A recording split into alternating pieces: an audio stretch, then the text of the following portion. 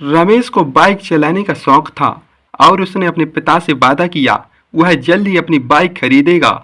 लेकिन रमेश को पैसे नहीं थे। उसने अपने पिता से पैसे मांगे। सुमन ने रमेश को समझाया पिता के पैर में तकलीफ है। उन्होंने अपनी फ्रैक्चर वाली पैर के साथ ताकि रमेश की बाइक के लिए पैसे कमा सके।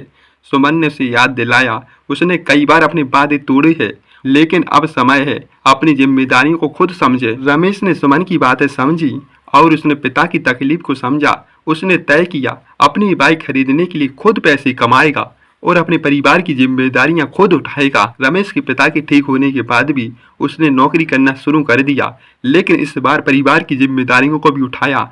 अपने पिता की दुकान में काम करना भी शुरू किया और उसकी दुकान में जल्द ही व्यवसाय बढ़ गया। सुमन ने अपने भाई की मदद की और दुकान में काम करना शुरू किया। दोनों भाई बहन ने मिलकर परिवार की जिम्मेदारियों को उठाया और एक दिन सुमन के पिता ने उसे बुलाया और कहा बेटा तुमने अपनी जिम्मेदारियों को उठाया है, अपने पिता के लिए खड़ी रही, लेकिन मैं तुम पर गर्व करता हूँ।